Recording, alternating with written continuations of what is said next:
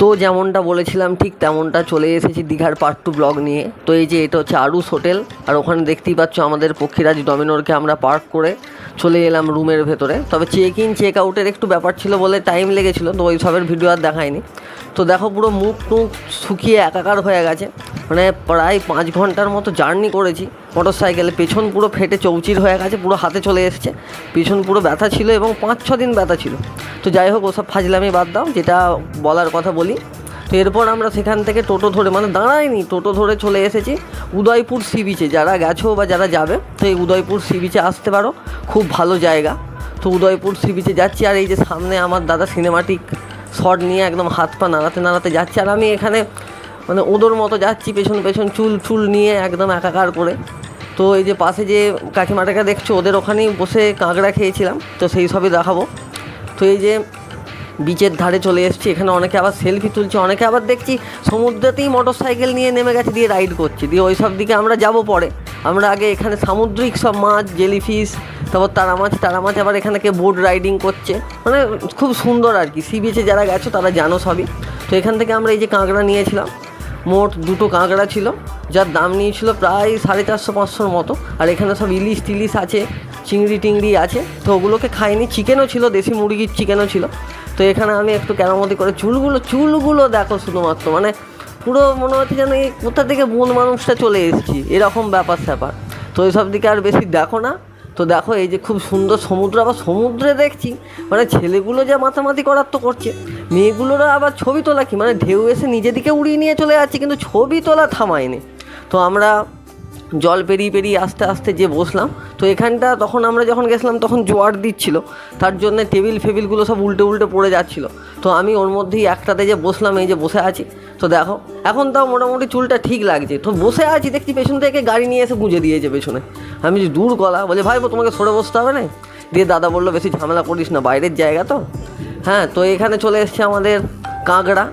তো কাঁকড়ার সঙ্গে অনেকে অনেক কিছুই খাচ্ছিল, ককটেলস মকটেল সব। তো আমরা বলেইছি নিরামিষ খাদ্য পছন্দ করি, তো আমরা শুধু কাঁকড়াই খেয়েছিলাম।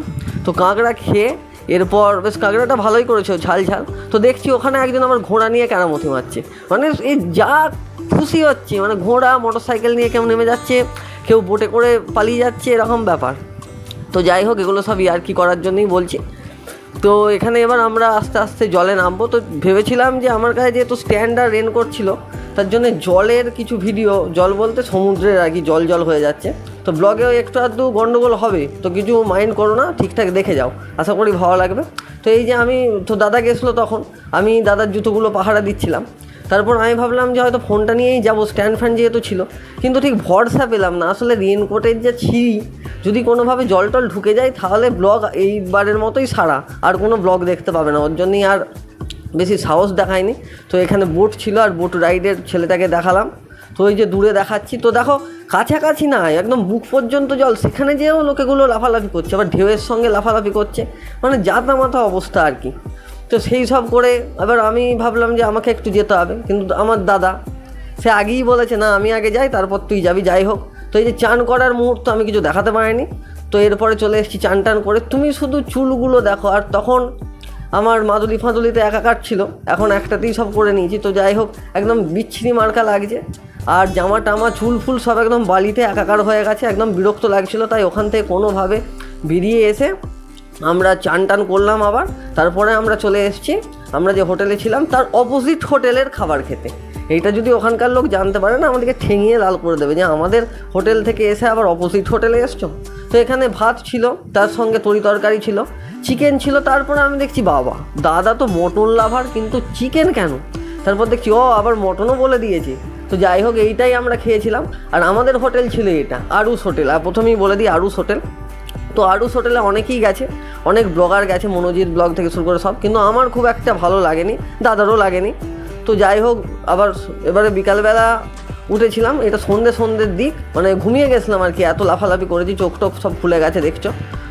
তো এই যে ডমি, এবার ডমিকে নিয়ে আমরা একটু বেরোবো আর কি। কোথায় বেরোবো বুঝতেই পারছো, আমরা নিউ দীঘায় ছিলাম, তো ওল্ড দীঘায় যাব। তো অন্ধকারে বেরিয়ে পড়েছি ডমিকে নিয়ে, তো আমি আর দাদা। তো এখানে ফোন একদম ছিল যে যদি একটা গাড়ি এসে দিয়ে দেয় তো ফোন আমার সারা, মানে স্ট্যান্ড ফ্যান নিয়ে যাওয়ার সত্ত্বেও স্ট্যান্ড ফ্যান লাগানোর সময় হয়নি। তো একটু কাঁপবে, ভিডিওগুলো একটু কেঁপে কেঁপেই আসবে, কারণ গাড়িটা চলছিল 100-র ওপরে। তো সেই হিসাবে ভিডিওটা করতে হয়েছে, হাওয়া লাগছিল প্রচুর, তার জন্য ওই জায়গাটা দেখো। আর এখানে কুকুরগুলো বলছে ভাই আমরা রাস্তাও ঘেরাও করেছি, আমরা যেতে দেবো না। তো যাই হোক, সব কিছু ইয়ার্কি ঠাট্টার মধ্যে দিয়ে ভিডিওটা তোমাদের কাছে উপস্থাপনা করছি। তো এই যে আমি এখানে একা দাঁড়িয়ে আছি মোদর মতো। তো যাই হোক, দাদা পার্ক করতে গেছে গাড়িটাকে, তারপর গাড়িটাকে পার্ক করার পর আমরা এবার যাব উদয়পুর বলছি, শুধু উদয়পুর হয়ে যাচ্ছে। আর এটা একটা দেখো, এটা হচ্ছে সি ভিউ লজ একটা, তো খুব ভালো, আসলে সমুদ্রের একদম ধারেই অবস্থিত। তুমি শুধু ব্লগের মধ্যে আমার চুলগুলো দেখো উড়ছে কেমন, পুরো শাইনি ভাব একদম, মানে ওই সিনেমায় যেমন দেখায় না যে চুল একদম সিল্কি শাইনি, সেই রকম হয়ে গেছে। তো আমরা চলে এসেছি এরপর ওল্ড দীঘাতে। তো ওল্ড দীঘায় এসে লাইটের কায়দা থেকে শুরু করে আই লাভ দীঘা এসব অনেক কিছুই লেখা ছিল, খুব ভালো জিনিস। তো সেখানেও কিছু খাওয়া দাওয়া করেছিলাম, তো সেগুলোও দেখাবো। বিশেষ করে এখানে যে মেন ফটক বা দরজা বা হচ্ছে ওই যে পশ্চিমবঙ্গের যে লোগোটা দেওয়া আছে, তো এগুলো খুব ভালো লেগেছে আমার। তো একদিকে এইসব লোগো টোগো, এইদিকে লাইটের কায়দা, আর একদিকে হচ্ছে সমুদ্র। তো রাত্রেবেলা ক্যামেরাটা সবসময় ঝাপসা হয়ে যাচ্ছিলো এত লাইটের ফোকাসের জন্য। তো সামনের থেকে যে কিছুটা দেখিলাম, হাই দেখো উথাল পাথাল সমুদ্র, একদম উথাল পাতাল করছে। তো এখানে ওই রাত্রের বেলাতেও দেখছি অনেকে ওই সমুদ্রের ধারে যে কেরামতি মারছে, মানে এদের জীবনের কোনো ভয় নেই, আমি যেতে ভয় পাচ্ছি ওরা চলে যাচ্ছে, এরকম ব্যাপার। তো সব বাদ দাও, দিয়ে আমরা চলে এসেছি বিগ চিকেন। এই বিগ চিকেনে এসে তো মানে বিরক্তি, অনেকক্ষণ বসে থাকার পরে একটা বার্গার, ফ্রেঞ্চ ফ্রাইস, আর আমার পছন্দের চিকেন, ওটা কী ছিল ভুলে গেছি, যাই হোক KFC ফ্রাইড চিকেনের মতো ছিল। তো ওই সব খেলাম। খাওয়া দাওয়ার ব্লগটা আমি বলেছি একটু স্কিপ করে যেতে হবে, কারণ প্রচুর ক্রাউড ছিল, ওই সবের মধ্যে খাওয়া দাওয়াটা দেখাতে পারিনি। তো তারপরে আমরা চলে এলাম ওখানেরই অনেক মানে গেলে দেখতে পাবেন যে ওখানে শুধুমাত্র একটা দোকান খাবার নয়, ওখানে সব রকম পাওয়া যায়, মানে ভেটকি ফ্রাই থেকে শুরু করে ইলিশ ফ্রাই, চিংড়ি ফ্রাই, মালাই ফ্রাই থেকে সব। সেখান থেকে আমরা ভেটকি ফ্রাই নিয়েছিলাম, এই যে ভেটকি ফ্রাই। তো এটাকে খাওয়া শেষ করে আমরা এরপরে আস্তে আস্তে রওনা দেবো আমাদের হোটেল আরুষের দিকে।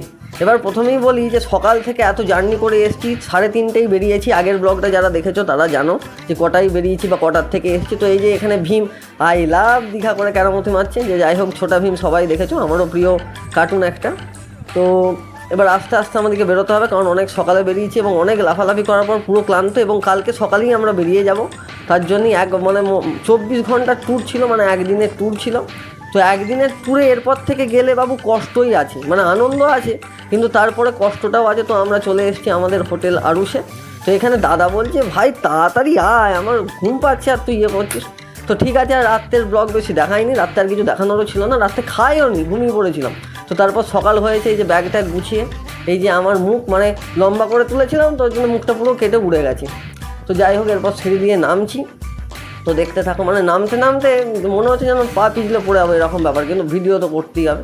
তো এই যে যেমন বলেছিলাম চেক ইন চেক আউটের ব্যবস্থা ছিল, তো সবই ভালো। এখানের মানে যে ম্যানেজার ছিল সে একটু অন্য রকমের আর কি, মানে সে অর্ধেক সময় থাকে না, তার সঙ্গে যোগাযোগ করা যায় না।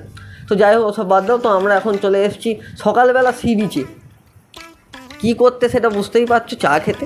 কারণ আমরা যতবারই যাওয়ার সময়তেও বলেছি চাটা আমাদের খেতেই হবে, মানে যে মোটামুটি 5-7 বার চাই খেয়েছে, মানে চাখর হয়ে গেছে আর কি।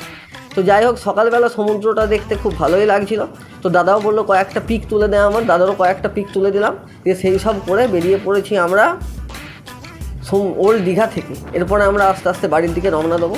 তো এই যে এখানে একটা জিনিস দেখলাম যে আসলে কিছু করার তো নাই, কারণ গাড়িটা চলছে 150-60, তার মধ্যে ভিডিও করতে হচ্ছে, ফোনটা পড়ে গেলে তো সব সারা, যে কারুকার্য করতে যেই আঙুলগুলো দেখা গেল, তো কিছু ওই জায়গাটা স্কিপ করে যাও, আমার কাটতে ভুল হয়েছে। যাই হোক ওই সমুদ্র পেরিয়ে আমরা যাচ্ছি। তো এখানে এসে ব্রেকফাস্ট না করলে হয়, তো আমরা চলে এসেছি টিফিন সেন্টার।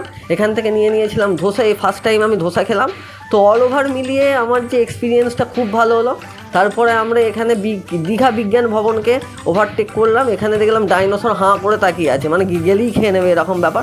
তো অবশেষে দীঘাকে আমরা বাই করার সময় চলে এসেছে। তো এই যে দীঘাশ্রী, কালকের ব্লগটাই অনেকে দেখেছিলে যে দীঘা থেকে আমরা এসেছিলাম, তো আবার দীঘা থেকে চলে গেলাম। তো 2টো পার্ট এলো, তো এরকম আরও ব্লগ আসবে। তো ভিডিওটি এখানেই শেষ করছি। ভালো লাগলে লাইক, শেয়ার, কমেন্ট এবং সাবস্ক্রাইব করে দেবেন। আর ফেসবুক থেকে দেখলে পেজটিকে ফলো করে পাশে থাকবেন। এরপরে আরও অনেক জায়গায় ঘুরতে যাব, যেমন কামারপুকুর, জয়রামবাটি, বেলুন পানপাতা থেকে শুরু করে বেনারসও যেতে পারি, এরকম পরিকল্পনা চলছে দাদার সাথে। তো এরকম আরও ব্লগ আসতে থাকবে। তো ভিডিওটি এখানেই শেষ করছি। ভালো লাগলে লাইক, শেয়ার, কমেন্ট এবং সাবস্ক্রাইব করে দেবে। আবার দেখা হবে কোনো অন্য ব্লগ ভিডিওয়। ততক্ষণে বাই বাই।